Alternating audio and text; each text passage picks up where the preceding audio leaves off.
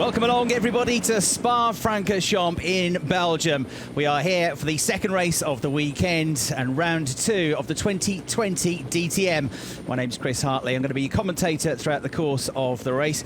Normally, we would have Verena Riet here as part of the presentation team. Unfortunately, Verena can't be here with us today, but don't worry, she'll be back with us at the Lausitzring in 2 weeks' time. So there, the view overlooking this magnificent, legendary racetrack where the DTM has come for the first time in 15 years. We had some terrific racing yesterday, much cooler conditions than we had yesterday. It is around about 19, 20 degrees, so around about 8 degrees cooler than it was yesterday, where lots of the drivers were suffering with overheating tyres due to the heat and due to the fact that we've got these long sweeping corners here at this world-famous venue. The cars in front of the commentary box are lined up on the grid, all set to go in just a few minutes' time for what will be a 55-minute plus 1 lap race around Spa-Francorchamps. So, before we get into the grids and hear from some of the drivers, let's hear now from the chairman of the ITR, Gerhard Berger. Gerhard Berger, it's always something special to be in the grid, but in these days, is it even more special? Special or different, I would say. Different, of course, without spectators, missing a bit the atmosphere. But when the race is started, it's the race, and that's all we are looking. And okay, we are looking at these days over streaming or over TV. But the important thing is that we started. We have a good field. We have very competitive. Yesterday was interesting, but we was very much in the hands of tires, I would say. Today is cooler. Let's see if we have a different picture today. But again, DTM is back. It looks like it's competitive, like usual, and I'm happy, looking forward for the season. Exactly. 70 races are still ahead of us. So, what is your personal wish for 2020? Mine, of course, everybody's personal wish at the moment is be back on a racetrack like we are used to it, with atmosphere, with music, with people, with fans. Unfortunately, I think we have to wait a bit for this. Now the second wish is that we are doing our events and we don't have any healthy issues on the events. And the next, of course, is to have competition until the last event, to have Audi matching against BMW, and to see who is the best driver, but to find it out just in the last race, in the last corner. Thank you very much. Okay, bye. Matthias Peters there with the questions to Gerhard Berger, the chairman of the ITR, who with his team has done a fantastic job to get this show back on the road after the lockdown period, and with a pretty full calendar of 18 races to cram into just 99 days. Gerhard, the former Formula 1 racer, of course, 10 Grand Prix wins, and as part of his career he managed to finish on the podium himself here at Spa-Francorchamps. So our second qualifying session of the weekend was held just a few hours ago this morning. After finishing in 5th place yesterday, René Rast managed to get pole position, his 14th career pole position. The German driver managing to gap Robin Freins on the front row of the grid by nearly 0.3 of a second. Matthias Peters is down on the grid, and I think he's managed to grab hold of our pole sitter. Exactly, the defending champion on pole position, René Rast. Yesterday you had big problems with your tires. Are the tires the major key today again? What do you think? I hope not. Obviously, we tried everything to prevent that. So we had a bit of a setup change from yesterday to today. So let's see. The temperatures are a bit different. It's a bit cooler, but the track is quicker, which means a lot more energy into the tires, which normally should not help the tire deck. It should make it worse. But today it's a bit cooler, so we don't know yet. I hope I can just survive with one stop, but let's see. Spa is a unique track. What do you need to be successful here on this track, apart of a good tire management? I think you need a combination of a quick car in the corners, but also on the straight. So you cannot run full downforce, because then you're obviously too slow on the straight, and you cannot run low downforce, because then you are too slow in the corner. So it has to be a compromise, and obviously it has to suit the driver, and he needs to feel comfortable. And I think we achieved that for qualify, and hopefully now for the race as well. Thank you very much. Thank you. Thanks very much, Matthias, and thanks to René Rast for his time, the pole sitter, the reigning champion. seeming much more happy with the car in qualifying. He was really struggling with it yesterday with the car. Started the race well, from third on the grid, ran up in second place at one point as well, but he did struggle with the tyres in particular, and was the only driver to come in and make 2 pit stops. He was on a second run of tyres, just going backwards at one point, so he came in, dropped almost to the back of the field, put a new set of Hankook tyres on, and made up good ground in the closing 5 or 10 minutes of the race to get what was actually a pretty good 5th place. Not what he wanted at the start of the race, but given the problems he had, it was a good result, and added to the 3 points that he scored for qualifying on pole position today. He's coming into this race in 4th place in the championship standings. So Nico Muller, 28 points, your championship leader. Jamie Green, second on 18 points. Coming into this race, Loic Duval, 15 points in third, and René Rast, 14 points in 4th place. I think we can go back down to the grid now and hear more from Matthias Peters. Yes, and with Sheldon van der Linde. Sheldon, you're the best BMW driver today here in Spa. Audi is in front of you, so how is it possible to close the gap? Yeah, obviously very good starting position in P4. I think we maximized our performance today, but obviously very long race. We saw the tire deck being very high yesterday, so we've got our job cut out, I would say. Obviously not going to be easy to take on the Audis. We saw that their pace is really strong at the moment, but I'm definitely going to give my best. I'm going to push flat out as always, and yeah, just do a clever race. I think that's the most important here in Spa, and see where we end up. When we are talking about Spa, we have to talk about, of course, Eau Rouge. How is it to go through Eau Rouge with the DTM? It's amazing. Like you said, everyone knows Eau Rouge. If you ask anyone back home, they will all tell you that it's in Belgium, and it's a super famous corner with these cars at about 260 through Eau Rouge is insane. So yeah, it's going to be an interesting race, especially to the run down to Eau Rouge is going to be very interesting, I would say. Important to get a good start and then get yourself in position for the rest of the race. It's a little bit colder than yesterday, and it's cloudy sometimes. So what is your weather forecast for today? Spa is also really famous for rain. Yeah, you're right. Spa is very famous for rain.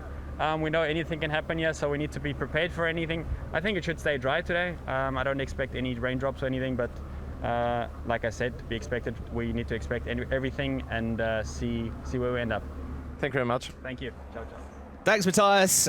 Sheldon van der Linde there, who had technical problems with the car yesterday, undisclosed technical problems, but he did manage to get back out in the race, do some laps and use it as a test session really in the end. But in qualifying in both sessions, he's been very quick. He was 6th fastest in yesterday's qualifying session, and even better today, as Matthias said, the best BMW driver, lining up 4th on the grid. Officially, the weather forecast is that we've got an 8 to 9% chance of rain. And it shouldn't rain at all within the next hour. But trying to predict the weather at Spa is almost impossible. It's got its own little microclimate. And as I look out of the window of the commentary box, and as you look at Nico Muller's car, yesterday's race winner and the championship leader, sat 3rd on the grid, there are a couple of dark clouds just cruising over towards the tribune, the grandstand at the back of the start-finish line. There are lots of other white fluffy clouds around, but there are definitely 2 or 3 heavy clouds. We have had some rain here the last few days, and some extreme heat as well. For the Friday free practice session, there was a little bit of light rain as the session started, and the track was damp for pretty much all of the session. And then it was extremely hot, as we've heard, up to towards 30 degrees, 29, 30 degrees. Then last night there were some storms in and around, and as we sat out in the hotel, which is only about 8 or 9 minutes drive from here, sat outside, a rather pleasant evening, but then suddenly the wind blew up and rain started to come, and you could hear thunder in the background, but it just skirted around the area. We just were on the edge of it, so there was only a little bit of rain to freshen up the track overnight. So much more compliant conditions today, and that was shown in the qualifying times, because Robin Freins yesterday got pole position with a time of 2 minutes 5.625 seconds, and today in qualifying to get pole position, René Rast did a 2:04.199 second lap, so essentially a 1.5 seconds quicker than in yesterday's race conditions. We're looking forward to what should be an absolutely cracking race 2.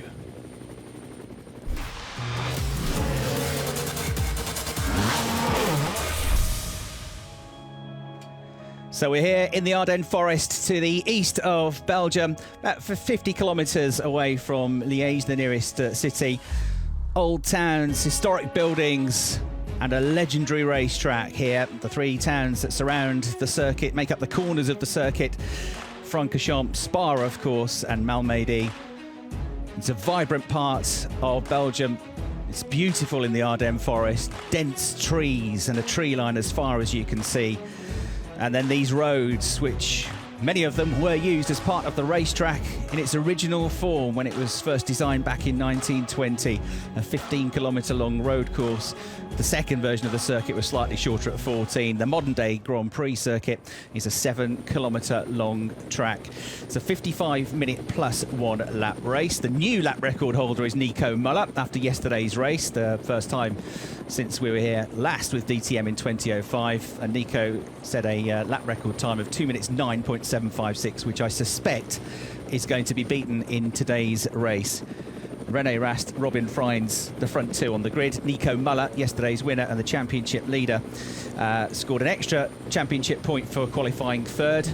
And so he's got a 10-point lead coming into this, but 17 races to go. Maybe too early to start talking too much about the championship. Nico missing out on the title last year to René Rast, the man who's directly ahead of him on the grid. Here we go then. This is how it shapes up. René Rast, 2:04.199 seconds on pole. Robin Freins alongside. He was yesterday's pole sitter. Then it's Müller and van der Linde on row 2. Row 3, Mike Rockenfeller, who finished 4th in yesterday's race, and Philip Eng is there 6th on the grid. He was the best BMW in the race yesterday. Timo Glock and Jamie Green next up. Jamie thundering from 11th to 2nd in race 1. Marco Wittmann, the double champion, and Lucas Auer on his return to the DTM complete the top 10. Jonathan Aberdeen and ex-Grand Prix racer Robert Kubica are next up. And then it's Loic Duval further down today after finishing on the podium yesterday. Fabio Scherer for company on row 7. Harrison Newey and Ferdinand Habsburg on the final row of the grid. Ferdinand missed all of the action yesterday except for free practice. He had a crash at the end of that. They couldn't fix the car in time for either qualifying or the race. He did go out in qualifying this morning, but you may have noticed from the graphic that there's no lap time against his name. His lap times are all taken away from him. So he's been allowed special dispensation to start at the back of the grid. It's been quite a testing weekend for Ferdinand so far, but hopefully he now has a little bit more luck than he's had so far. Perhaps worth mentioning as well that lots of drivers lost lap times in qualifying this morning due to exceeding track limits, and the main areas where they were falling foul of the system were coming out of Blanchimont at turn 17, and on a couple of occasions as well, drivers coming out of the final bus stop chicane. So there, René Rast, now 14 times a DTM pole sitter, 17 times a race winner. Not bad given it's only his 4th season in the championship, the former Porsche Super Cup and Porsche Carrera Cup Germany champion. Robin Freins, the former Formula Renault champion, he's alongside at the start of his 2nd season of DTM. And there's Nico Müller, as we've talked about, the championship leader. And the gap between Freins and Müller in qualifying was pretty similar to the gap between Rast and Freins. That's about 2-3 tenths of a second. Sheldon van der Linde 4th, around about 8 tenths of a second away from the pole time. So the grid has been cleared. The car's getting ready to fire up. 2-litre turbocharged cars these days. They replaced the old V8 cars last season. They're about 100 brake horsepower more powerful than them, and the engine's much, much lighter as well. So these absolutely fantastic cars with their aerodynamic aids as well. They have the huge rear wings on the cars, and they come with DRS, which can be deployed in these days in up to 50% of the racing laps at each circuit to make them slice through the air. The angle of the rear wing, the flap opens and it's reduced. The maximum allowable change 18 degrees at all the circuits this season. They also have a boost button with push to pass, which delivers extra fuel injection, and when they press that gives them a short burst of an extra 60 brake horsepower. So these cars absolutely phenomenal to watch around this Spa circuit with their high speed, their top speed, which is over 300 kilometers an hour. The cornering speed of the cars, which is incredibly immense as well. And the fact that they just glue to the road with the slick Hankook tyres, of which they're allowed 7 sets at the start of each weekend, and big 18-inch wheels on the cars as well. Off then onto the formation lap they set. 1 or 2 dark clouds around, with actually skirting a bit further away from this part of the circuit.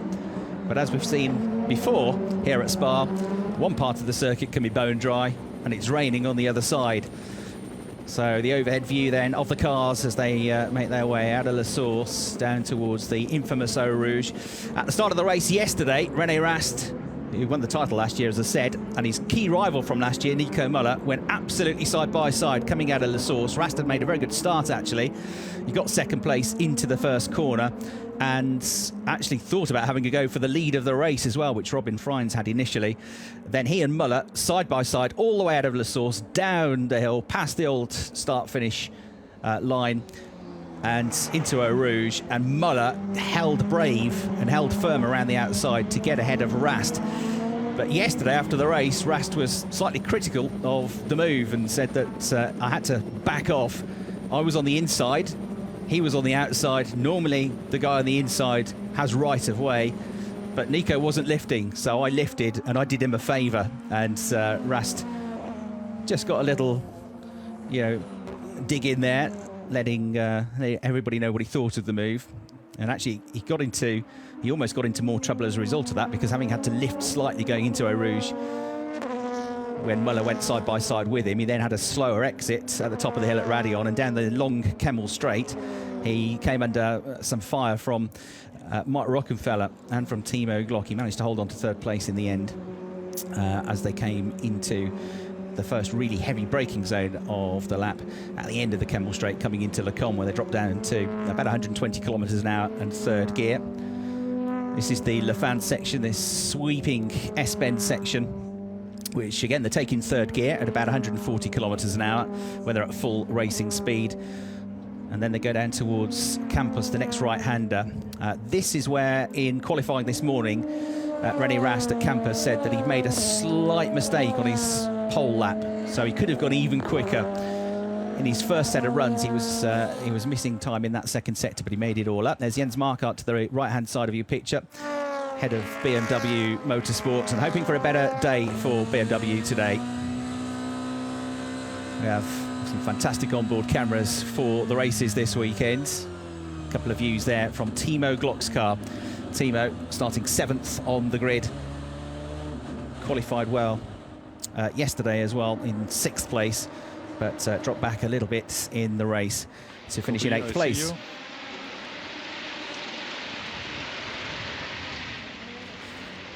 René now being guided onto the grid spot. 5, 3, 2, 1, stop.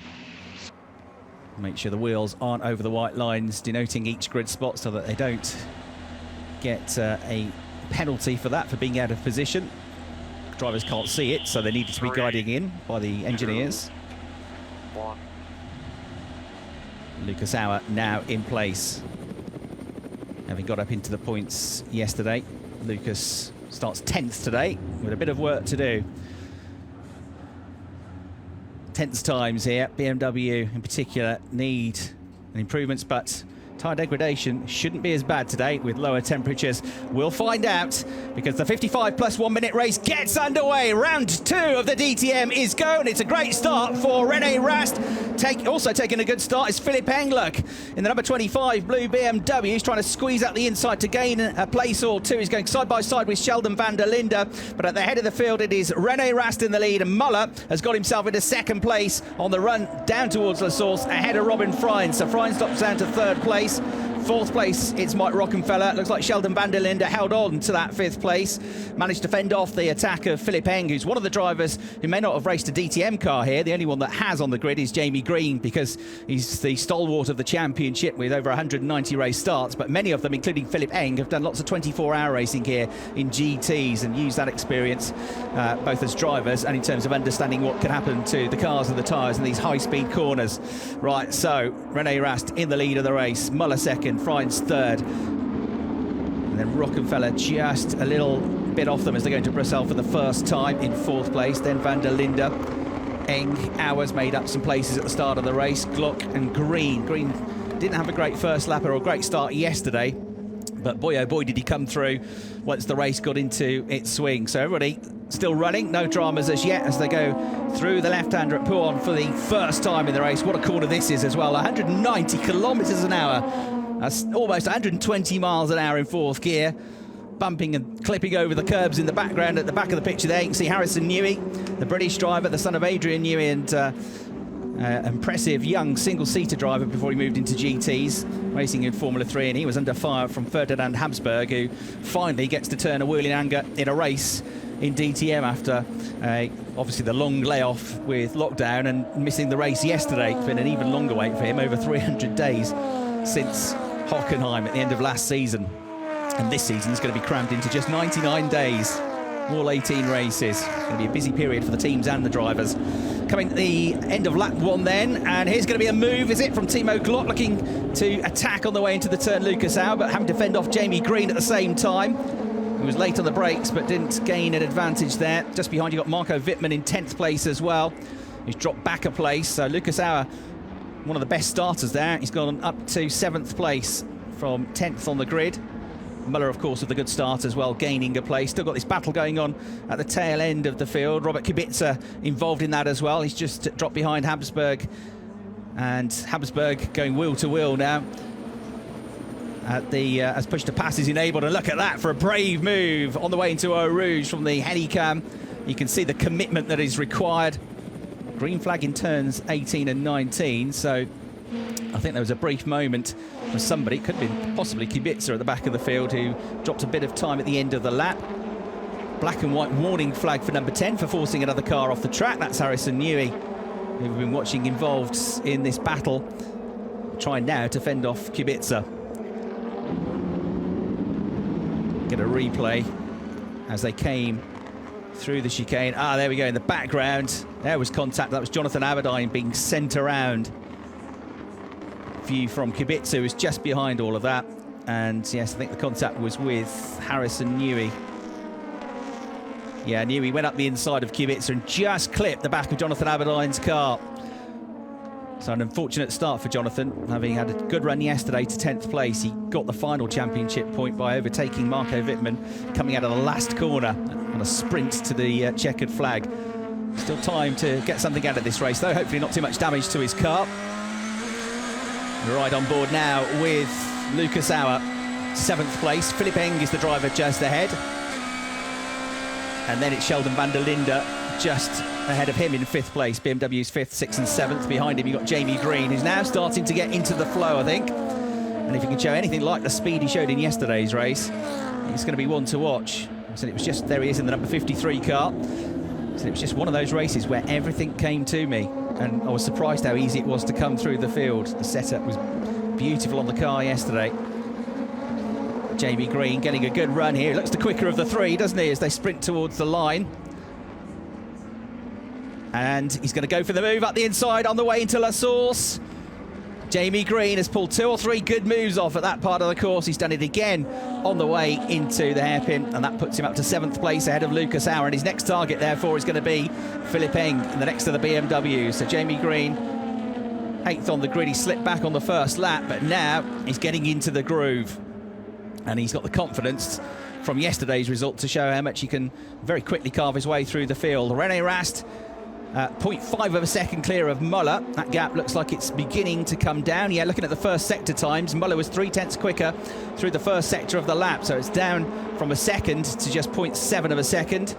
Robert Kubica there, the former Formula 1 driver, 97 Grand Prix starts, and a huge talent that we're delighted to have with us in the DTM this season.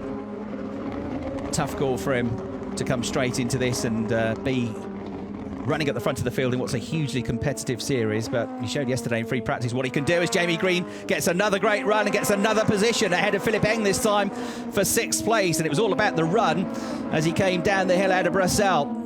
Long before they got to the braking zone for Pouhon, he was easily through. So Green now starting to slice through, and a drive-through penalty is going to be given, I'm afraid, to Harrison Newey for that contact with Jonathan Aberdeen. So he'll have to serve that drive-through penalty fairly imminently.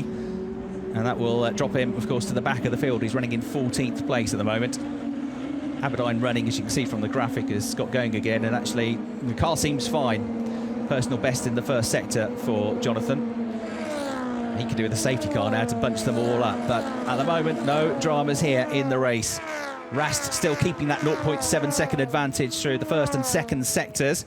Let's see if he can stave off the attack of Muller in the third sector as we look at the Austrian Philipp Eng, former Porsche Super Cup and Porsche Carrera Cup Germany driver. You've got then just behind Marco Wittmann working hard. Watch for Loic Duval as well in 11th place as he is trying to come through the order. Got a yellow flag for a little incident in the back of the towards the back of the field down at the bus stop chicane.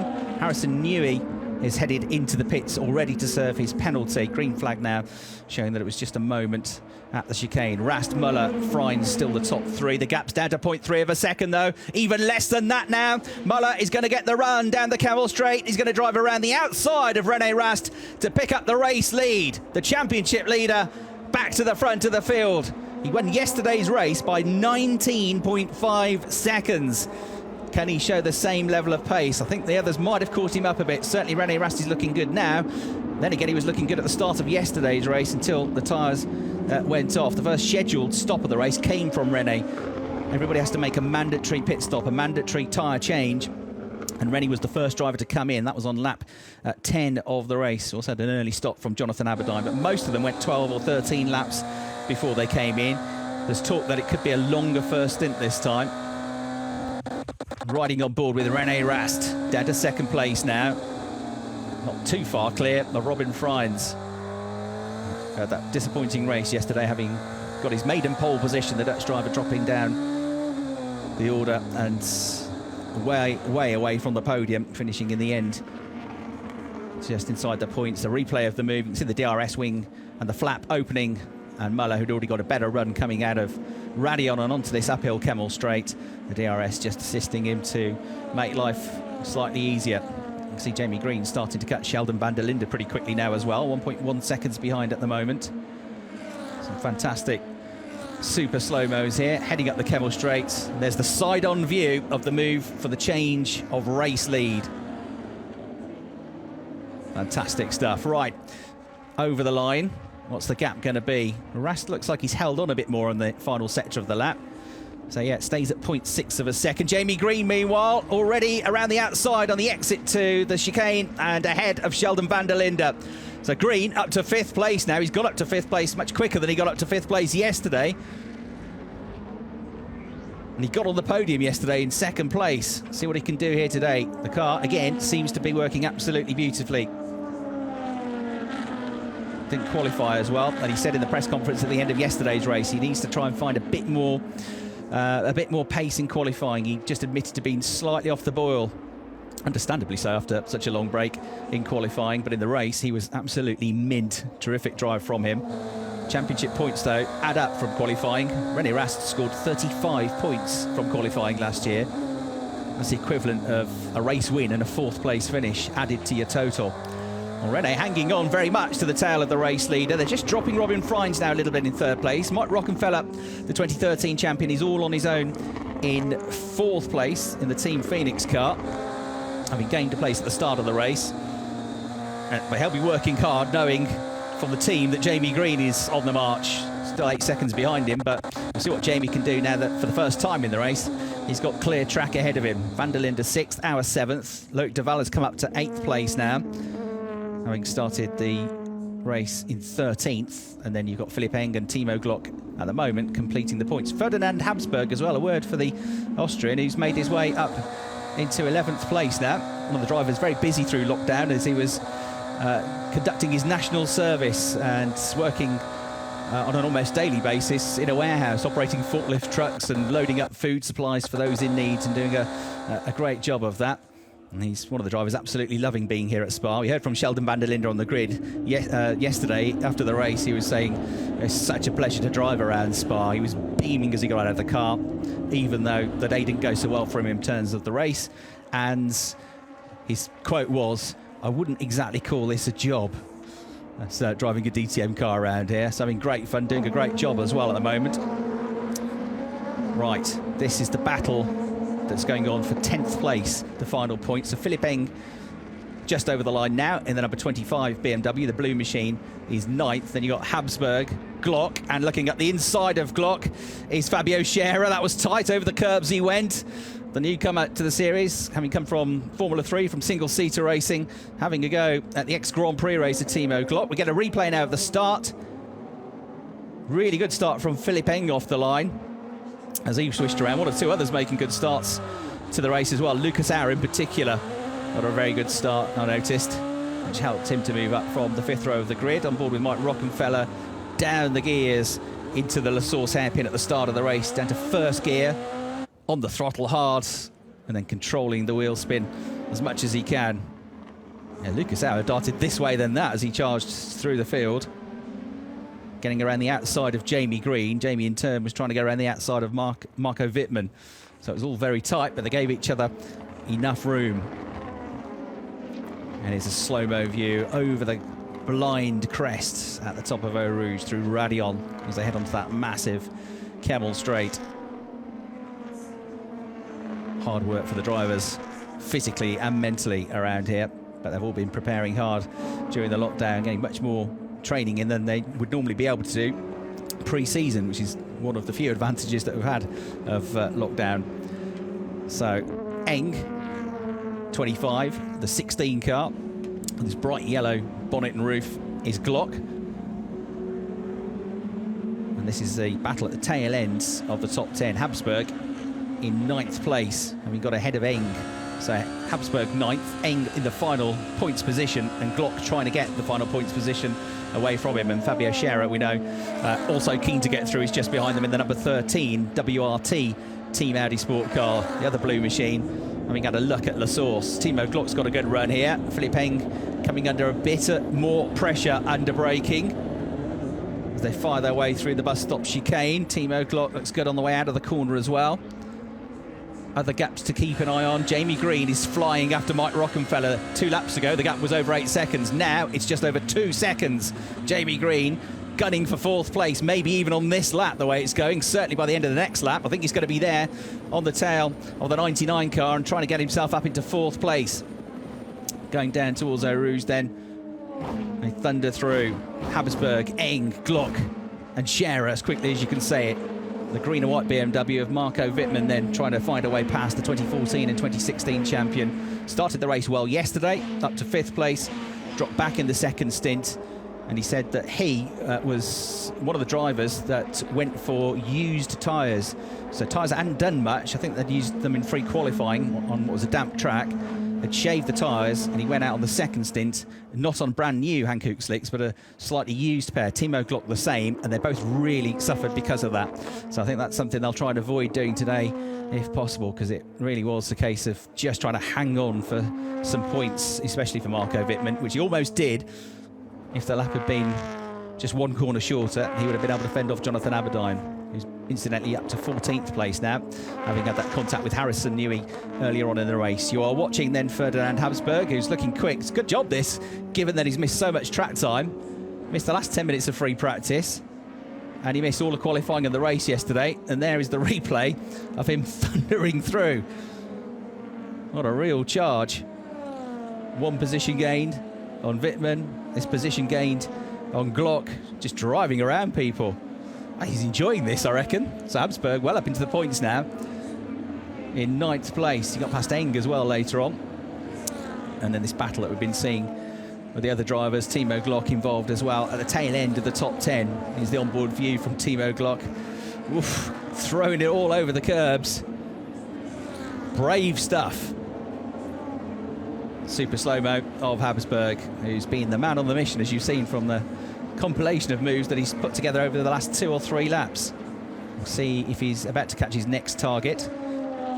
Jamie Green 1.4 seconds behind Mike Rockenfeller now. And into the pits comes Ferdinand Habsburg, so he's the first driver. Pace was good. You have to look after your tires now. We'll check the door. We expect 19 laps to go. 19 laps to go. DRS remaining. 9 laps, so 9 laps DRS remaining, and 20 push to pass. So that's a very early stop for Habsburg. Okay, so go. Not the quickest so manage either. your tires now. You have to do 19 laps on this set. 19 laps. Manage it. Use outlap and first push lap DRS. 38 minutes to go. 19 laps, he's only done 7. So, yes, he's going to have to look after the tyres. Maybe not be quite as attacking as he was in the first part of the race. It wasn't a great pit stop, over 13 seconds. Good DTM pit stop these days. You're looking at 6.5 to 7 seconds. That didn't help the tyres either, did it, going over the gravel? Right, replay. Timo Glock on Philipp Eng. And that's at the end of the Kemmel Straight. That means Glock is up to 9th place now. Eng is in the 10th position and hanging on to the final championship point at the moment, but with a very rapid-looking Fabio Scherer just behind him, one of the 3 rookies in the championship this year. And again, one of the young drivers that's come into DTM with largely a single-seater background coming into this point of his career, but adapting very quickly, it seems. The young driver from Engelberg came up through Italian and German Formula 4, then European Formula 3 for a season and a half, and now into the DTM and doing a good job. Right, Muller, the leader, 0.8 clear the last time check. Doesn't look like it's 0.8 anymore. Let's see when they come over the line. Now it's come down a bit, 0.7. And so absolutely René Rast hanging on to Muller this time. He couldn't live with him. Nobody could live with Muller yesterday. It's a different story today. A bit of a lock-up in the background from Freins in 3rd place. There is Rockenfeller, who for the first time has just edged back away now from Green. Green had got the gap down to 1.2 seconds. It's down, or out now, to 2.2. So there is Mike Rockenfeller, who is starting to feel the heat from Jamie Green, catching him up, getting closer in the mirrors, but he's responded well on the previous lap. That's the view. Suddenly, the pit walls disappeared, and it's a million miles beneath you. That's how quick they fire themselves up Eau Rouge and Raidillon. And now they're at 300 kilometres an hour down the Kemmel Straight and down towards the pretty heavy braking zone for the Lecombe sequence of corners, the right, left, right flick that then takes you to the highest elevation of the circuit, and then you start to fire your way downhill through Bruxelles and down towards Pouhon. So Timo Glock now just edging away from Philipp Eng after that move we saw on the replay. Fabio Scherer, the 3rd car in your picture, desperate to try and get himself his first DTM points in what's of course only his 2nd start. Finished in 12th place yesterday. And whoa, big twitch there. Loic Duval pushing on hard. Duval in 8th place. Auer in 7th place just ahead of him in the 22 car. But Loic getting a really big twitch on there. He's made some ground up at the start of this race, having qualified out of the top 10 in 13th. He's made 5 positions up. But it looked like he was absolutely on the ragged edge there from that overhead shot. Didn't seem to have lost too much ground though. Caught it beautifully. Had a few seasons in DTM now. The first couple were struggles for him, but he's a class driver. You don't win the Le Mans 24-hour if you are not, and more good results starting to come now. Still looking for that first win, but that podium yesterday added to the podiums that he picked up in the 2019 season. So there is Loic Duval. Just looking at the graphic, the gap's opened up again between the top 2. They've come past the start-finish line, 0.9 of a second apart. Freins about a second and a half behind them in 3rd place. You're watching the battle for 7th place between Lucas Auer, the Austrian, who himself, before he moved into touring car racing, was a very notable single-seater racer. Lucas with a very good pedigree, in particular in the Formula 3 European Championship, in which he was often a front-runner. Right, he's under big pressure coming out of the source, isn't he, Lucas Auer, because Loic Duval in the number 28 Audi is right with him now. Is he going to brave it around the outside? Yes, he is. Fantastic move. Just guns it around the outside on that run down to Eau Rouge. At the top of Raidillon, he pulls away and onto the Kemmel Straight. He gets away from the BMW. That was brave and committed, I think is the word. So another place gain for Loic. 13th up to 7th now for the Frenchman. Not a great deal Lucas Auer could do about that. Much more momentum and traction coming out of the Le Source hairpin. And then behind that scrap, watching the battle between Philipp Eng and Timo Glock, 9th and 10th, with Fabio Scherer just behind. Marco Wittmann getting a bit bigger in the mirrors as well, in the green and white BMW.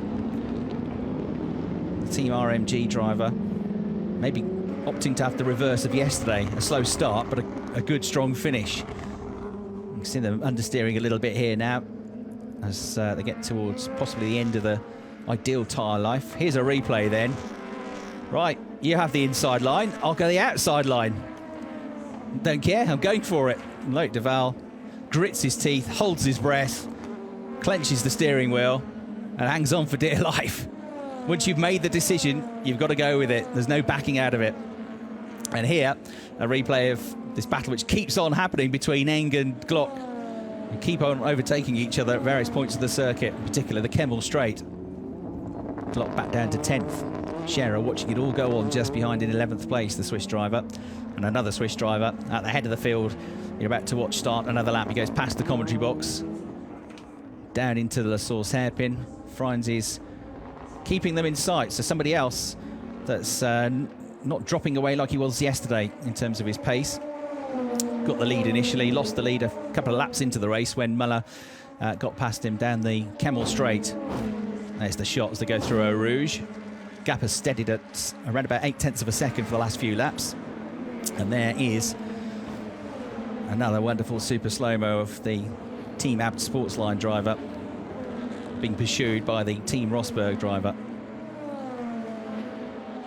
And not that far away from them, still very much in contention for this, is Muller's teammate Robin Freins in his Team Abt Sportsline car as well. Glock and Eng are about to go at it again, I reckon, aren't they? As Kubica comes past the commentary box window and into his pit stop. So, second of the drivers to come in is Robert Kubica on lap 10. Eng with the DRS and the better run on the Kemmel Straight. He's going to get ahead of Glock and arrive first as they make their way through, Scherer, as they make their way through Le Combe. So Fabio Scherer ahead of Glock now. Eng has edged away on that lap. So Glock's now out of the points from 9th a lap ago. He's down to 11th place now. Fabio Scherer looking for his first points as Robert Kubica almost loses the car on the exit to the pits. That was a heart-in-mouth moment. He caught it, and I think he avoided any contact with the pit wall. Just as we joined him, that looked like a big moment, didn't it, as he got on the gas. No tyre warmers allowed, so I'm going to be a little bit careful on the new tyres with all that horsepower, 600 horsepower to unleash. Looks as calm and cool as a cucumber, though, doesn't he, Robert Kubica? He's seen it all, he's done it all, a Grand Prix winner. Polish driver, an immensely popular figure in his home country and internationally as well. Many fans of motor racing really rate him and wished he could have had a longer and a more successful Formula One career, because we all think he could have been a Formula One champion. In fact, the year of his accident, 2011, Robert said some time afterwards that he'd actually basically agreed a deal to become a Ferrari driver the year after, but he never got the chance. And that would have been impressive to see. Williams was the team with which he scored his, or BMW Williams with which he scored his Grand Prix win in 2008.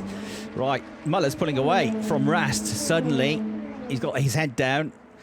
And I think it's more a case of Rast going backwards, because Freins has caught him up as well. The LED display in the car tells you how many DRS uses they've got left in the race. And you're looking at Philipp Eng, who now, having got away from Timo Glock, has got Fabio Scherer for company, because we saw Scherer putting off the move down the Kemmel Straight, and Scherer over the top of the curbs at Radion is going to go for this down the Kemmel Straight. So this the battle for 9th place. Fabio in the 13 car, Philipp in the 25 car, drives past him, and look behind, because Jonathan Aberdeen in the blue and white number 27 BMW is about to get ahead of Timo Glock. So the Team RMR driver gets through as well. Synchronised overtaking. Timo Glock is now struggling, isn't he? From being well in the points in 9th place, now he's 12th. So it might be time for Timo to come in and try and get some fresh tyres on, or is he just going to suffer for now and then try and have a shorter stint where he can push more aggressively on the new tyres in the second half of the race? We're getting to the point now where we expect them to start coming in fairly soon. So most of them pitted between laps 12 and 14 yesterday. And here's another view of the Jonathan Aberdeen move from the camera at Le Combe. He had to be pretty brave on the brakes still. But it's good to see that Jonathan's car is undamaged, seemingly undamaged, or at least not badly damaged after that contact at the chicane early in the race. So from the back of the field, Jonathan now up to 12th place. And Timo Glock has been demoted by him as well, hasn't he? So Jonathan, another place gained, 11th. This is going well for him. Right, tyres being readied. And it looks like maybe Sheldon van der Linde is going to be one of the drivers on the way in. We've only had 2 pit stops so far, as shown by the graphic on the left-hand side of your picture. And the green, yep, Rockenfeller's coming in. Habsburg pitted on lap 7. Earliest pit stop so far. Ooh, big lock up there on the way into the bus stop chicane. Doesn't matter because he's going to get rid of the tyres anyway. As into the pits comes Fabio Scherer, but that was a huge lock up on the way into the chicane. Keen to make the in-lap count. René Rast did a really good in-lap yesterday, even though he had a slightly longer pit stop than some of those around him. He managed to gain time in that whole window. So Rockenfeller is about to be released. He has 8 laps old tyres. 8 laps old. René Rast under fire here in second place from Robin Freins. He's having to work hard to keep the blue Audi behind him. Robin trying this way, then that on the way to the Brussels hairpin. He's up the inside again. Left-hand kink coming up. So René Rast will fend him off once more. But it's starting to be hard work now for René. What's the strategy going to be? I don't think he's going to want to do a 2 pit stop strategy again. It wasn't really a strategy. He just had no choice yesterday because he was losing that much pace, even on that second set of slick tyres. And today, I want to push this as long as he can. He's gone further than he went yesterday, that's for sure. Only 10 laps yesterday before he called it a day with the tyres and came in for the pit stops, but he's definitely struggling. Muller just seems to be able to manage the tyres beautifully. So with Rockenfeller and van der Linde and also Scherer having pitted with 12 laps compete. Oh dear. That's Harrison Newey's car, and doesn't look like that's going to go anywhere fast, does it? So Harrison, I'm afraid, looking like he's headed for retirement. Timo Glock losing another position, this time to Marco Wittmann. He's been losing them all, or most of them, down the Kemmel Straight. Or down the straights. So Timo Glock. Is it pain for gain as René Rast starts for the pits? He did manage just about to stay second going through the chicane, but Robin Freins was almost touching his rear wing. Call. We are racing only Müller and Freins. Freins stayed out, Müller stayed out. So Rast in. How many DRS and push the pass there at the left?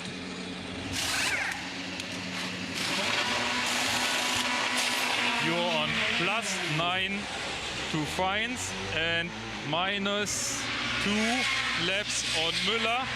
Push to pass. +9, so he has 9 laps less.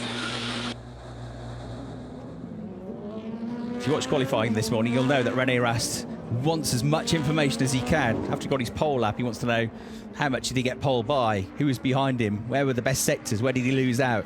Just absorbing all of that information, computing it, and then trying to turn it into an advantage for himself.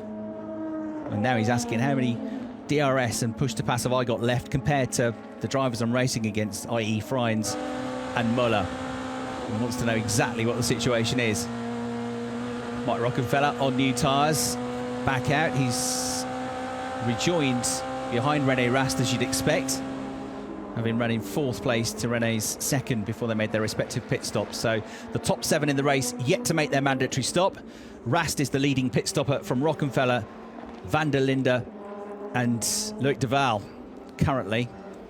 Then Auer, then Habsburg, then Scherer, Kubica, Harrison Newey in the pits with a problem. And Audi now getting ready for Loic de Waal, possibly. Let's see. It's the Abt Sportsline team, so that will be either for Robin Freins or the race leader, Nico Müller. So the Abt Sportsline team ready to go. Is Freins going to try and get a quick lap in here, having perhaps been delayed by René Rast for a lap or so? Or is it going to be the leader? We'll find out in just a moment. It's going to be Nico Müller. So Nico comes in, the race leader, making his pit stop 14 laps into the race. And yesterday in the race, having managed his tyres very well. Brake balance, it's 12 laps to go. You're virtually P1. It's a fight between you, Robin, and René. René just stopped 1 lap before you. He has still 9 laps DRS left. I'll keep an eye on the tracker and find out where Freins and Rast are relative to Müller. Go, go, go. René should be 3 seconds behind you on pit exit. Muller released and heading down the pit lane. A look out of the window. The other cars did not pit yet. And over the line now to start a new lap goes René Rast. You'll just see him coming into your picture now in the red and white Audi. And there in the green and white Audi. Out of the pit lane exit comes the 51 car of Nico Muller. Has rejoined just in front of Marco Wittmann on the track. Wittmann yet to make his pit stop. So the team reckoned at 3 seconds. It does look to be about right, that. Around about 3 seconds over René Rast. There he is in the 33 car. So Muller effectively retains the race lead from Rast. Then Freins. Marco Wittmann wheel to wheel here with Nico Muller. One of them on brand new tyres, one of them on slightly older tyres. No contest really. Nico Muller gets through. It's 4-track position. There's no need for Marco Wittmann to make life easy for Nico Muller. But a very different strategy being deployed today from BMW and from the two-time champion Marco Wittmann in particular. We'll ride once more with René Rast working away at the wheel in the cockpit of this wonderful DTM machine. Audi R5 coming up now and want to deal with Marco Wittmann as quickly as possible, but he'll have to sit behind him on the way through the left-hander at Pouhon. Marco doing a good job here. Robin Freins leading the race, but yet to make his pit stop. His last lap time was a 2:11.8, so he's managing the tyres very well, I would say. That's a pretty competitive lap time. Nico Muller getting away now from René Rast because René cannot find a way past Marco Wittmann. As I say, Marco is not. This is for position, so Marco's not going to wave him by. René Rast trying to get himself up to 5th place, but effectively he's losing time here. And his key battle really, not just with Muller, but is with Robin Freins, because you remember when he came into the pits, he had Robin Freins right underneath his rear wing. He does not want to be losing even half a second at this phase of the race. And as long as Robin is in clear air, he might just stay out as long as the tyres are working for him. All right, in they come. Jonathan Aberdeen heading into the pits. René Rast now, I think, will gun it on the way into La Source. He's got the better run, the better traction. He's got fresher Hankook tyres on. Side by side as they go past the commentary box windows on the outside line, but he's going to get there easily before the braking point. As they drop down the gears for La Source, down to first gear. It is up to 5th place now for René Rast, but he lost time there, didn't he? Muller's last lap was a 2:08.8, 208.8 for Rast as well. So I actually didn't lose that much time. Muller wasn't really able to take too much advantage of that. It was a little bit in it, but not much. Aberdeen, fresh tyres on, doing a good recovery job here in the Team RMR BMW. Back on board with the double champion René Rast, attacking hard now, having found that way past Wittmann. And you've got Philipp Eng here making a move, charging up the inside of Ferdinand Habsburg. Again, a brave move coming out of La Source and down towards Eau Rouge. What can Philipp Eng do? Good drive from him yesterday. Managed the car well, managed the tyres well. And was another one making late moves, as well as René Rast, to get himself up into the top 6 in the race. And Philipp could well be in the points. So the only ones yet to pit are the leader, who was 3rd before the pit stops, Robin Freins. There he is. Any moment now, I would suggest. And also Marco Wittmann is going very long on this first stint.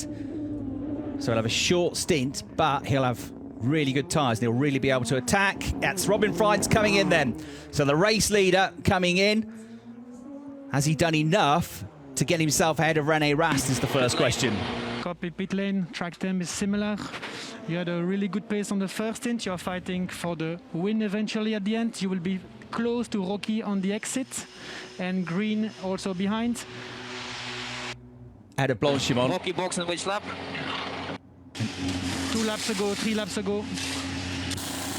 Ahead of Blanchimont through the chicane at the moment for the 2 drivers he's up against. Over the line goes Muller. Over the line now goes Rast. They're about to go into La Source. There they are. Watch the white line. He's not going to do it. Robin Freins is going to be 3rd at best in this. Marco Wittmann is going to come past him, but he's yet to make his pit stop. What about Rocky? Mike Rockenfeller next one into La Source. He was 4th before all the pit stops started. He's still 4th. Jamie Green 5th. But they are, I would say, closer to Robin Freins than they were before this. Their problem is maybe going to come at the end of the race, because Robin is going to have fresher tyres for the last few laps of the race than they will have, having pitted as the last of the real front runners. Not the last to pit though, that's Marco Wittmann still out there in third place. Well, you can see Robin Fry's trying to generate some heat into the tyres, and Mike Rockenfeller suddenly upon him down the Camel Straight. Not yet past him though. This effectively the battle for the final spot on the podium once Marco Wittmann comes in to make his pit stop. One car just in front, one car just behind. You're looking from Mike Rockenfeller's rear camera at Jamie Green in this three-way fight now for, as I say, that final spot on the podium. Jamie Green close enough to knock on the door now. You see the four rings of the Audi badge clear as day as they thunder down now towards this left-hander at Pouhon. It's not really an overtaking opportunity here. You can see the track falls away midway through the apex. Still turning, going downhill now. Incredibly quick corner, and they'll go down towards the S-Bend section at Le Fan next up. There's Nico Muller, the race leader, 2.6 seconds clear of Rene Rast. Third at the moment, yet to make the stop though, Marco Wittmann. And then this battle between Robin Frijns, Mike Rockenfeller and Jamie Green as well.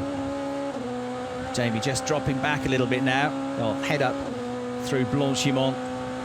Full chat. Top speed over 260 kilometres an hour. Get even quicker before they get to the braking zone for the chicane. Unbelievably quick through there. Right, here on the brakes, Jamie Green coming back at Mike Rockenfeller, with whom you ride. About to make their way back onto the start-finish straight. 17 minutes plus 1 lap remaining on the clock. Mike Rockenfeller through. Again with the tires. Already slightly unhappy about the tyres here, Mike Rockenfeller. He's got no chance, I would say, with Robin Frijns, who now that he's got up to temperature, with the fresher tyres on, he's pulling away in the number 4 Audi. But Jamie Green, well, a similar strategy to him, right with him now. Much closer as they make their way up over the top of Radion. This could be the chance for Jamie to get ahead of Rockenfeller. We've got a yellow flag down at the chicane, so somebody's had a moment down there. Timo Glock and Ferdinand Habsburg have just come past, so maybe it was one of those two. And Jamie Green doesn't actually get close enough to attack on the way down through the Kemmel Straight. You go on board with Timo now in 13th place. Right on his tail, you can't see it, is Ferdinand Habsburg. 13th, 14th. Ooh, look at that for a ride on the way through Eau Rouge and Radion. 270 kilometres an hour, up to 280, pushing up towards 300 imminently before they hit the brakes. There's Jonathan Aberdeen in the foreground of the picture, number 27. He's got himself now a chance maybe of some points here. He's 11th, so one more place gained and he'll be in the points. Got to try and catch Fabio Scherer, who's looking for his first ever points in DTM. And then Philip Eng. It's not quite working out for Philip in this race, unless he's been very smart about this and he's going to keep the pace going much quicker if he's really looked after his tyres for the second stint. He was certainly confident coming into the race after that good performance yesterday. But Aberdeen has got the better of him at the moment, and Eng just starting to fall away now. The two leaders go through. Then a big gap, it's 13, nearly 14 seconds now before the third place car of Marco Wittmann will come through into your shot. Yet to make a pit stop, he's doing a good job, isn't he, of nursing those tyres. His last lap time, Marco Wittmann, was a 2:11, so he's just about the slowest out there, but he's not lost anywhere near as much time as I think he should have on those tyres. He's come in now though, so Marco Wittmann coming into the pit lane as you look at Mike Rockenfeller and Jamie Green going over the start finish line. Just push now as much as I can. Not much you can do now. You're stuck with the tyres you've got. Push as hard as you can. And Jamie Green, similar tyre wear, is with him. There's not much between them in terms of overall lap times. There are certainly points where Jamie is a tad quicker. And no longer do you have to be within 3 seconds of the car ahead to use DRS these days. It's only the leader that can't use them. All right, Marco Wittmann, where's he going to come out? Can he get some points out of this? Timo Glock has just come past. Watch the white line. So he's going to be out of the points when he rejoins, but he's going to have one hell of a quick car when he does get back out there. So there's Glock. He falls in behind him. That'll be 13th place. But watch him go in the final few laps. I reckon points are easily on the cards for Marco Wittmann. because he's going to fly for the next 5 or 6 laps of this race. Glock, Eng, Aberdeen, Scherer, Auer, I would say, are all within reach. Oh, again comes the number 62 car of Ferdinand Habsburg. He came in really early, remember, after 7 laps. So he's the only one that's deliberately gone for a 2-stop strategy here. Back out he will go. And he's going to fly as well. We saw he was pretty attacking when he had new rubber on at the start of the race as well. So it's a different call. It's a call which definitely, in hindsight, for many of them, could have worked yesterday. Rene Rast even managed to make it work to a point to get 5th place. But today, the tyres are hanging on 3 or 4 laps longer because it's cooler conditions, cooler air conditions, cooler track conditions as well. Right, there is your race leader being hunted down by the driver that beat him to the championship last year, Nico Müller, the Swiss, and Rene Rast, the German driver. Over the line they go, just over a second between them. And on that lap, Müller was actually very fractionally quicker, 208.626 versus a 208.677. Slightly slower than them, but not much. 208.9 for Robin Freins in 3rd place, but he's 12.5 seconds back. Here we go again, over the line, nose to tail. Jamie Green versus Mike Rockenfeller. Jamie's got the inside line. He's only got one thing on his mind. Through he goes at the inside. He's waited patiently for 3 or 4 laps, but now he's finally ahead of Mike Rockenfeller. So 4th place now for Jamie. Not quite the huge progress he made in yesterday's race, but again, he's made really strong running in the race to go up to 4th place. And remember, he's 2nd in the championship as well coming into this race. A former championship runner-up, top 3 in the championship several times, and the most experienced DTM driver on the grid. He'll get his 200th race start later on this season. So a replay of Timo Glock, who came ahead of Marco Wittmann when Marco came out of the pits, but Marco, we know, has got spanking new tyres on, and into the chicane at the end of the lap already is through. Timo again suffering in the second half of the race. So Marco Wittmann, that will put him up to 12th position. Now he's got to try and hunt down Philipp Eng. He's about 6.5 seconds behind Philipp. He was 4/10 quicker on that lap, but for most of the lap he was still getting the tyres up to speed and still trying to find a way past Timo Glock. So I think we'll get a better picture of how far up the order Marco Wittmann can get once we get his next lap time in on a clear track. You're watching the battle for the lead of the race, 0.7 of a second. It's never been very much between these two in this race. Little bit of needle between them yesterday. As I said, Rene Rast not overly impressed with Nico Müller's move early on in the race, at the start of the race down to Eau Rouge. But Nico said, well, you know, 2 professionals gave each other enough room. It was fine. Of course, he was the one that came out on top. And Rene Rast, he's definitely beginning to close the gap now. It's down to just under 0.6 of a second. It comes down more under braking on the way into the La Source hairpin. Down to 1st, up to 2nd. He'll be in 6th gear by the time he gets to Eau Rouge. Chasing down the leader. Just over half a second between them now. The Kemmel Straight coming up. Use of DRS possible. Can it be that we'll get Rene Rast, the pole sitter, back into the lead of the race by the time they get to the end of this straight? You're right on board with him now. Here we go. He closes, he pulls out of the slipstream, he gets alongside, he gets the racing line, and he goes in front. Rene Rast, the new race leader, down to 2nd place for Nico Müller. Müller will now, of course, get the advantage of being able to get a tow next time they go onto the Kemmel Straight, but has he got the pace to hang on to Rast? Whatever changes they made to that car overnight, they've absolutely worked. Remember, Rene's teammate at Rosberg is a driver that did rather well yesterday in terms of his setup, Jamie Green. And I'm sure that will have helped Rene's case. Rast leads the way, looking for his 1st win of the season in only the 2nd race of the season.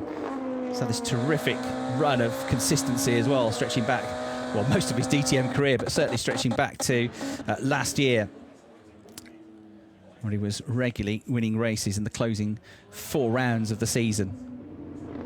He had an 8th place finish in the last race at Hockenheim, but before that, he'd barely been out of the top 3 for the whole season, really.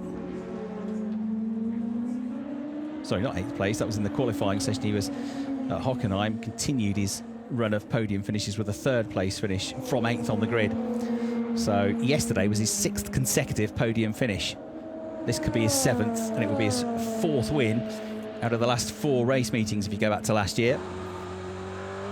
On board with Mike Rockenfeller. 5th place, falling away from Jamie Green, perhaps coming under fire from Sheldon van der Linde. Although Sheldon was a tiny bit slower, a couple of tenths slower on the previous lap. So Rockenfeller and a solid weekend here. Sheldon van der Linde, though, impressing once more. Best placed BMW out there. Lucas Auer and Jonathan Aberdeen also in the points for BMW currently, running respectively in 8th and 10th positions. Jonathan's done well, hasn't he, considering he was off into a spin after that contact with Harrison Newey early in the race. Harrison, the only driver to drop out. And given that there's been so little time to prepare for the race in terms of the teams actually being able to work on the cars and get them ready and go testing, actually the rate of attrition has been impressive, hasn't it? Because we only had yesterday Sheldon van der Linde having a problem with his car, technically, although he still got out and finished the race. Ferdinand Habsburg didn't start the race, but that was a crash, that wasn't a technical issue. Harrison Newey's had an issue today with the car, which we don't know the exact cause of that yet, but everybody else, apart from struggling to cope with the heat and the tyres, technically the cars have all run absolutely brilliantly. So really impressive stuff from the teams here to get these cars running so quickly and so reliably out of the box. 7.5 minutes to go, the battle for 5th place. Sheldon van der Linde upholding honours at the moment for BMW, as he did in the qualifying session this morning. Best placed BMW in yesterday's race was also 6th, but yesterday it was Philip Eng. So can he go one better here? Jamie Green is about 6.5 seconds ahead of this pair. So if Sheldon can get Mike Rockenfeller, probably, unless Jamie's times really fall off, probably that's going to be as high up the order as he can get. But still, a good effort this for the youngster. A driver who's built up his touring car experience over the last few seasons. Younger brother of another very quick GT driver these days, Calvin van der Linde. And great to see South Africa with some real young representation out there, doing well with Jonathan Aberdeen in the field as well. And Sheldon van der Linde continuing to push hard. South African VW Cup champion and Polo Cup champion. Did a season in the Audi TT Cup as well, supporting the DTM a few years ago, and was a front runner in that, finished in 4th place. Leader René Rast through the La Source hairpin with just under 6.5 minutes to go. 0.8 of a second clear of Muller, so edging away from him, but not screaming away from him. And actually, again, on that lap, there was only 0.2 of a second between them. A 2:10.646 for Rast, a 2:10.806 for Muller. So Muller's not completely out of this yet. And we know how well he looked after his tyres yesterday. So is he just saving it up for one last attack, maybe on the last 2 or 3 laps of the race? Potentially he is. Robin Freins is catching them a little bit as well. Well, fair bit actually on the last lap. A second quicker, but he's still 10.4 seconds down. You never know though. They start holding each other up. He might just have half a chance. It seems unlikely, but we saw some big drop-offs with the tyres yesterday very quickly. Green in 5th, Rockenfeller in 6th. As you can see, the first driver in your shot, and then hopping and skipping and dancing over the tarmac on the rise up towards the right-hander at Le Combe is Sheldon van der Linde in 6th place. Look at the mix of nationalities we have up there in the top 6 as well.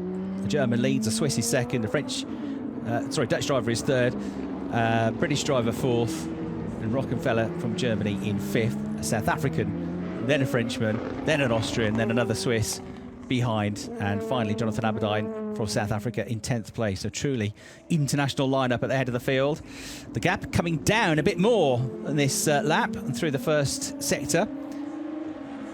0.3 quicker through sector 1 was Muller, and that's why he's got the gap down, or he had got the gap down to just over half a second. It opens up a bit more through sector 2, or it looks like it has. But I reckon by the end of the lap, Muller's going to be within half a second again, because he's going to try and outbrake René Rast now on the way into the chicane. Here we go, closes up. Close up of René Rast, the race leader, clipping the curbs. Right rear comes clean off the ground, over the line. Muller getting closer and closer. We'll see what the gap is. 0.8 of a second becomes 0.6 of a second. So Muller winding things up now. René Rast is going to be kept busy for this last 4 minutes plus 1 lap of the race. So 2 minutes 11 to get around. I think there'll be 3 laps to go, I reckon, including the one they've just started. Do this lap, then another one, but time will run out just before they get to the line, so that will then become the 3rd lap around, will become their last lap, their extra lap. Slow-mo René Rast. That was the moment he just thudded the curbs on the way into the chicane. Taking a real pounding, but these cars are built strong. Muller pushing even harder, gets even closer. 0.3 of a second, the gap between them now. Any other gaps closing up? You know, Van der Linde still pushing on hard, has closed the gap a bit more to Rockenfeller in that battle that we've been keeping an eye on for 5th place. So Van der Linde now just a second behind Rockenfeller, taking a tighter line there. Nico Muller, which suggests he's got good grip in the tyre still relatively. Out wide, René Rast is pushing as hard as he possibly can to try and get this race victory. Nico Muller, full of confidence at the moment. Matched him and beat René Rast on quite a few occasions last year. And he's getting better and better as a driver in the DTM. René Rast looking for his 18th DTM victory. And 5 wins now for Nico Muller, so he'll be looking for his 6th. Fabio Scherer versus Philip Eng you're looking at now. Fabio in the number 13 car, and Philip Eng coming back at him. This is for the final championship point for 10th place. Audi versus BMW. In fact, Fabio Scherer's got 4 BMWs behind him next up. Marco Wittmann, though, is the one on the freshest tyres of all, and he simply drives up the inside of Philip Eng. Remember, he was the last of the pit stoppers on a very short second stint. A different strategy, but expect him to now start carving his way through the field. One is dispatched, another one possibly by the end of the lap the way he's going. Fabio Scherer next in his sight lines. And Marco Wittmann, if he can do that, will be in the points, but he'll want more than just 10th place here. And certainly that is a possibility with a couple of more cars just ahead. Certainly could get up to 8th place into Lucas Auer, who's only a few seconds up the road. Any more than that might be a push, but you never know. Right, 1 minute and 3/4 to go. The race leader still René Rast, still with this green and white Audi in his mirrors though, because yesterday's race winner and the championship leader Nico Muller is just applying pressure as much as he can. He hasn't really got close enough in the last few laps to fully get alongside, fully get a tow down the straights, but he is making sure that René Rast has to work that car and those tyres as hard as possible. The more he can make him work, the more the chance that René's car is going to start struggling. Well, the team has done a fantastic job to give René a much improved car today. I know the weather conditions are different, cooler, but still, they've worked hard, I reckon, to get this car where it is. And they've got just the man for the job in René Rast. Through down towards Pouhon they go, into Pouhon now. No dramas for the race leader. The car looks to be fairly well planted. Still hanging on to him though, Nico Muller. There's nothing between the pair of them. The gap's ebbed and flowed between 0.3 of a second and 0.6 of a second for the last couple of laps here. Jonathan Aberdeen, by the way, is almost on the tail of Lucas Auer, so that could be a place gained and up to 8th position. The problem is you've got Marco Wittmann coming after them all with a much more rapid car, much fresher tyres. So the place he gains, he might be losing to Wittmann in the not too distant future. Not long to go though, of course. Clock's going to tick down before the end of this lap. The 55 minutes will be up, and it's +1 lap then. So they're not quite going to make it, I don't think. It's going to be tight. René Rast through the chicane. No, clock is going to tick down to 0 now.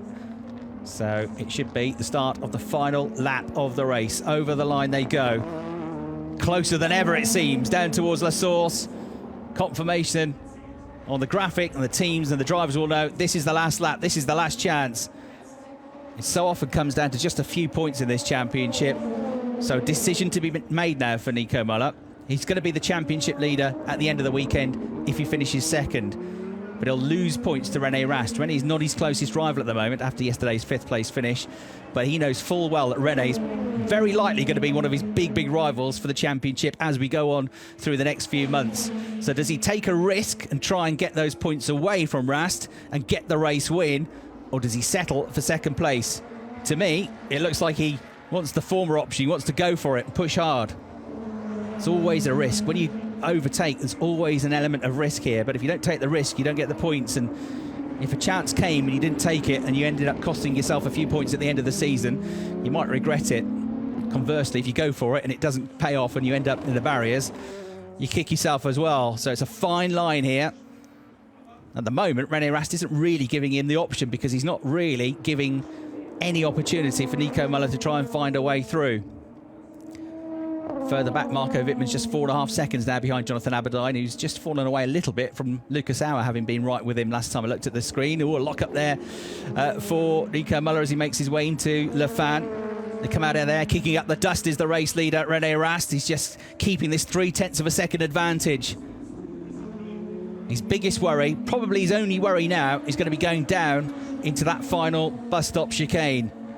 That will be the only chance for Nico Müller, but I am not sure he's going to be close enough by the time they get there to even have a desperate lunge. René Rast has done an exemplary job here as they go through Blanchimont for the final time in the race. This is the only chance coming up then for Nico Müller. The flag is almost ready. It's being unfurled. René Rast, he's going to get there. It's going to be so close. Müller was right underneath his rear wing, but René Rast is just about going to hang on to this to take his first win of the season, his 18th DTM victory. It's René Rast that takes the checkered flag.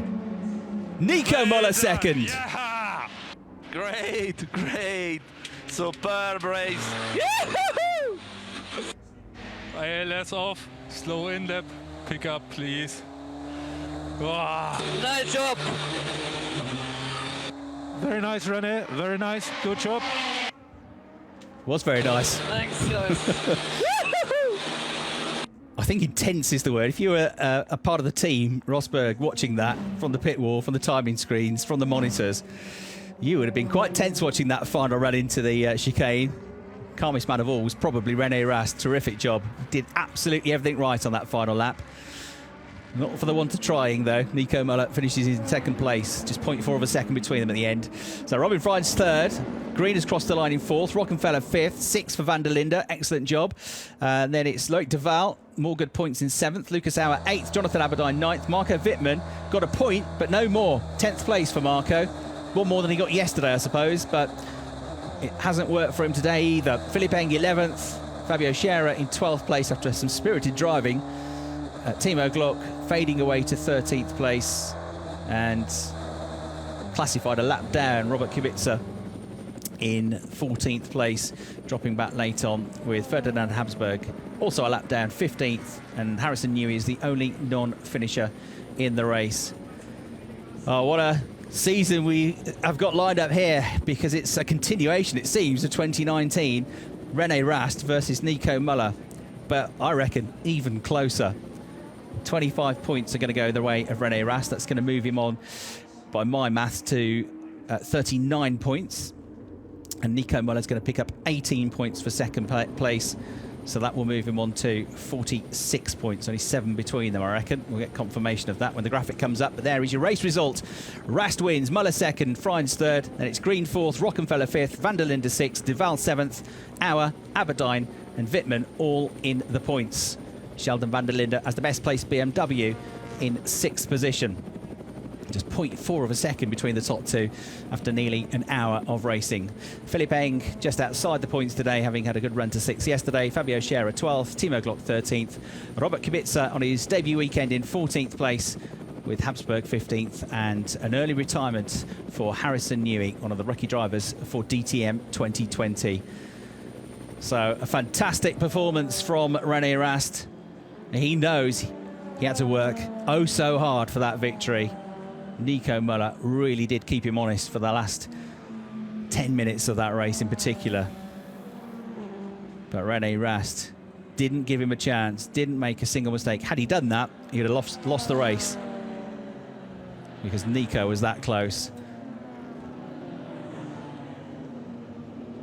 Absolute delight down in the team garage. Yeah, man! Yeah! Yeah! And it begins. Yeah, man. Well done, yeah! Great, superb race. Yahoo! Begins to sink in now, doesn't it? Slow in lap, pick up please. Team Rosberg actually based in Belgium as well, so a team which was founded back in the early 1990s by Keke Rosberg, the 1982 Formula One world champion. Started out with the Opel brand in DTM and have been a big integral part of it since. 2 teams titles in the DTM and 2 drivers titles, both thanks to René Rast. And the drivers titles going his way in 2017, 2019, and the teams titles the same years, with great assistance from Jamie Green, the other driver, who's also had a very good weekend here, coming all the way through to second yesterday from outside of the top 10 and up to 4th place today. I mean, pretty satisfied with that, I would imagine. So here are the provisional points after that race. Nico Müller, 46, the early season championship leader. 39 points for René Rast in second. Jamie Green slips back to third, but a strong start on 30 points. Robin Freins looks like he's going to be a real contender as well. 22 points for him. 22 points for a very consistent Mike Rockenfeller this weekend. 21 for Loic Duval in 6th place, aided by that podium finish in yesterday's first race. Next, we're going to move on to the Lausitz Ring in 2 weeks' time. And in 3 weeks' time, because it's the first of 3 back-to-back weekends that we're going to have in the DTM. As I say, crammed into less than 100 days will be this new DTM season, finally getting underway in August when it should have got underway in the springtime. We all know the reasons why, but it's just great to be back racing. Still a real shame we can't have the crowd here, because it's always just a mega atmosphere at the DTM. Packed grandstands, great carnival atmosphere, knowledgeable fans all cheering on their drivers, and we just hope that it's not too long before we return to some form of normality. But at least for now, we get to see the cars and drivers in action, and we can be grateful for that. So some slow-mo replays now of your top 3. Robin Freins getting some payback for his efforts this weekend. Would have liked the win yesterday from pole. At least he's got a podium out of the weekend. 3rd place for Robin. Nico Müller, well, weekends do not get much better than this. A win yesterday, a 2nd place finish today, and additional points picked up for being in the top 3 in both of the qualifying sessions. Frustration yesterday for René Rast, but he still dug out a 5th place finish, and today he was on top of it all to take the race victory. So René Rast now steps up onto the podium. Very different looking podium ceremony than we'd have in normal times, but it means just as much to these drivers. Nico Müller now invited onto the podium for the 2nd time this weekend, walking away, as we've seen, with the championship lead. And first podium of the season for the Dutchman, Robin Freins, who's driven really well this weekend. The maiden pole and the first podium of the season. And it's Kimmo Limatainen who's going to pick up the team award for Team Rosberg, the team manager, the team principal of the 2-time teams champions. So well done to him on his efforts. That team have done a terrific job this weekend. German national anthem now for your race winner.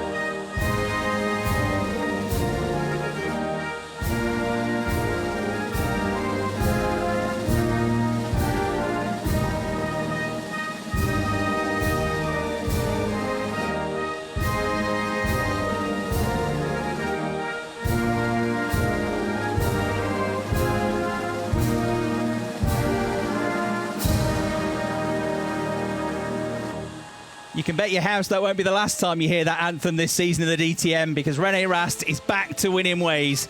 Not that he was away for long. Congratulations, everyone. And the 2019 and 2017 champion holds aloft a magnificent trophy here at Spa. Oh, and drops it. Oh, René, that's the first mistake you've made this weekend. Oh, well, get the super glue out. the other drivers don't care. No sympathy, straight in the face with the champagne, thanks to Nico Müller. Oh dear. Well, it was a magnificent trophy. We'll get a bit of gaffer tape, it'll be all right. I'm sure the team can fix that for you, Rene. Rene Rast then drops the trophy, but gets the points. Shrugs the shoulders. Terrific drive by him. What a fight we got in for, though. As I say, Müller and he will be neck and neck, it seems, this season. You got Robin Freins looking very strong as well. That's his 8th visit to the podium in only a season and a bit now of DTM. And strong performances as well, of course, from Jamie Green. Not on the podium today, but very much the star of yesterday's race. With Mike Rockenfeller, 4th in last year's championship, also looking to be very competitive here at Spa. Very different set of circuits coming up, though, and ones which the teams at least have some previous experiences of, not least the Lausitz Ring, where we go to in a 2 weeks' time, using the longer Grand Prix circuit for the first weekend. The following weekend, everybody stays on. The following weekend, they use a different layout, the sprint layout, on August the 22nd and 23rd. Then it's back to Assen in the Netherlands, as we were last year in early September, followed by the Nürburgring, Zolder and Hockenheim. Right, we can hear now, down on that podium, from Matthias Peters. Nico Müller, yesterday first position, today second. A really, really good weekend, but not a perfect one. Not quite, to be honest. I've never been that unhappy with the P2, I have to admit. Yeah, done everything perfectly in the race, I think, until the last lap. First, I wasn't 100% sure if it was the last lap. There was no board out, but anyway, that's not to blame. I still wanted to go for the move in that lap. Yeah, a wet mask is not good, I tell you. Doesn't breathe at all. Yeah, and then the DRS closed on me when I was going through the little right-hand kink on the Camel Straight, and that was the move that I planned for 8 laps gone, so really annoying. I think we should have won the race today. The boys have done a mega job. We weren't, let's say, superior like yesterday, that's for sure. The guys have been back on pace. But still, I think we were the strongest car out there this weekend. Audi and my Up Sportsline boys, they would have deserved 2 wins. And I'm kind of disappointed not to give it to them, but still a very, very good start to the season, and we will keep pushing. And you're leading now the championship. Nico, is it maybe the first step on your way to make the championship? I mean, a good start to the season always helps for sure, but it's going to be a compact season this year, but still a very long one. So we need to keep working hard, we need to push a lot, and then, yeah, hopefully we will still be in the fight when we go into the last race of the season, and then anything can happen. Thank you very much. Thanks, Matthias. It's certainly a better start than he had to last season, where he got a 2nd and an 8th place finish and didn't pick up his first race win in 2019 until the 3rd event at Misano. So a much stronger start for him. Some replays now, the battle that we had earlier in the race between Rast pulling off this move to get ahead of Müller for the lead of the race down the Camel Straight. Still quite a lot of time to go in the race when this happened, but certainly Nico Müller had a long game plan there and was looking after the tyres and waiting to re-attack. He never quite got the opportunity on the final lap. A strong start to the season as well for our next driver, speaking down on the podium with Matthias. Exactly. Yesterday pole position, today P3. But yesterday the race from your point of view wasn't very good. So was it a weekend with mixed emotions, Robin? A bit, yeah, more towards the side of disappointment than the other side, really. Yesterday was my first pole. It was a nice achievement to do. Today, 2nd in qualifying. I was quite happy with my lap, so I take that. And today's race, I think, till a certain point, till half the race, I felt like I did everything right. I backed off, I saved my tires, I closed the gap, and I was fighting Rene. But then with the pit stops, yeah, I don't know exactly, I wouldn't say something went wrong, but looks like we made the wrong call. As the experience we have from the previous race where we had a lot of deck, I experienced a bit, I thought it would be a bit more, so I decided to go longer. But yeah, that was definitely not the right way to go. But I felt like I had the car to win underneath me, so it's a bit of a disappointment. But 3 Audis on the podiums. How strong is the Audi package 2020? Well, at the moment the results won't lie. 3 Audis in the top 3, or I don't know who finished 4th or 5th, but it's been a good weekend for Audi in generally. I think they can be very happy, very proud with the work they put into this season DTM. Thank you very much. Thanks, Matthias. Good to hear from Robin Freins there. Yeah, more to come, I think, from Robin. That first win, surely just around the corner in the DTM. One thing we didn't mention with the really close battle that we had in that final couple of laps is that Robin got the gap down from 10 seconds to 5 in the end. But third place it was. Here's the man of the moment, though, speaking in the pit lane down with Matthias. Exactly, but first I have to ask what happened to your trophy. It just broke down. I don't know. I tried to lift it with one hand and something broke, and now it's in 3 or 4 pieces. How tough was the fight between you and Nico? It was nice, I have to say. I really enjoyed that race. You know, with his helpers like DRS and push to pass, it's a lot of fun. And I knew he only had one chance. It's going to be the last lap. Because I saw that he always backed off end of straight, and he didn't want to pass me, because otherwise I would have had the DRS. So he only had one chance the last lap, and I tried everything to stay ahead of him end of straight, and somehow I managed. And yeah, it's a big relief after yesterday. Obviously, yesterday we had a very bad day. We improved a lot, I think, from yesterday to today. So very happy. So is this also important win for the self-confidence especially after the result yesterday? Yeah, definitely. We learned a lot from yesterday, and as you can see, the result is much better. So it would have been worse if we wouldn't have learned and we would have had the same result in yesterday. I think then we would have had some tough weeks ahead of us, but now I think we can be very happy with the progress we made. Thank you very much. Thanks. Thanks, Matthias. Thanks to René Rast, your race winner. And yeah, great application there from both René and the team to think their way around the problem, come up with a solution, and dig out a much, much stronger result on day 2, as you have heard. Well, it's been fantastic to finally get the season underway. It's always a joy to come to Spa, and it's been terrific to be part of the DTM's first visit here in a decade and a half. Next up, we go to the Lausitz Ring in 2 weeks' time for the first part of a back-to-back weekend in Germany. It's been a terrific start to the season. Hope you've enjoyed our coverage from the opening round of the DTM 2020 here at Spa. From me, Chris Hartley, and the team, thanks for watching, and we'll leave you now with some highlights.